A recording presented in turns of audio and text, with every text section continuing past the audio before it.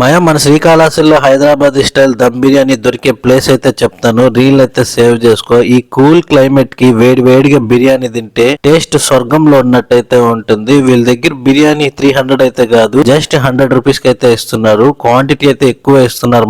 ఒక మనిషి తినేంత క్వాంటిటీ అయితే ఇస్తా ఉన్నారు. వీళ్ళ దగ్గర ఒక బిర్యానీయే కాదు, వీళ్ళ దగ్గర సీ ఫుడ్స్ కూడా దొరుకుతుంది. మన శ్రీకాళహస్తిలో వీళ్ళ దగ్గర దొరికే సీ ఫుడ్స్ ఎక్కడా దొరకదు. Chicken 65, chicken lollipop, fish curry, squid కూడా అమ్ముతా ఉన్నారు. ఇవన్నీ 100 గ్రామ్స్ జస్ట్ 50 రూపీస్ కే ఇస్తున్నారు.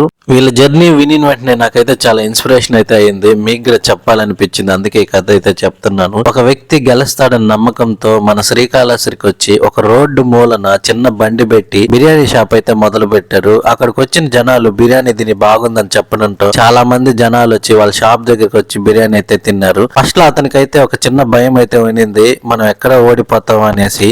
తర్వాత జనాలు వచ్చి బిర్యానీ బాగుందని చెప్పడంతో తన మీద తనకైతే కాన్ఫిడెన్స్ అయితే పెరిగిందనమాట. కష్టపడ్డాడు, రెగ్యులర్ గా షాప్ పెట్టాడు. ఈ రోజు ఇంత పెద్ద రెస్టారెంట్ కి ఓనర్ అయితే అయ్యాడు. ఈ కథలో మనం తెలుసుకోవాల్సింది ఏంటంటే, కష్టపడే ప్రతి ఒక్కడికి సక్సెస్ అయితే వస్తుంది. కాకపోతే కొంచెం టైం పడుతుంది, ఓపిక్ గా ఉండండి. సక్సెస్ కొట్టడం మాత్రం పక్క. ఎక్కడో రోడ్డు మూలన చిన్న బండి పెట్టుకున్న వ్యక్తి ఈ రోజు ఇంత పెద్ద రెస్టారెంట్ కి ఓనర్ అయ్యాడంటే చాలా అయితే ఇన్స్పిరేషన్ అయితే అయింది. ఇక అడ్రస్ విషయానికి వస్తే, మన శ్రీకాళహస్తి పొన్నాలం టెంపుల్ పక్కన ఎస్వి మార్ట్ ఉంటది. దానికి opposite it's biryani brothers restaurant.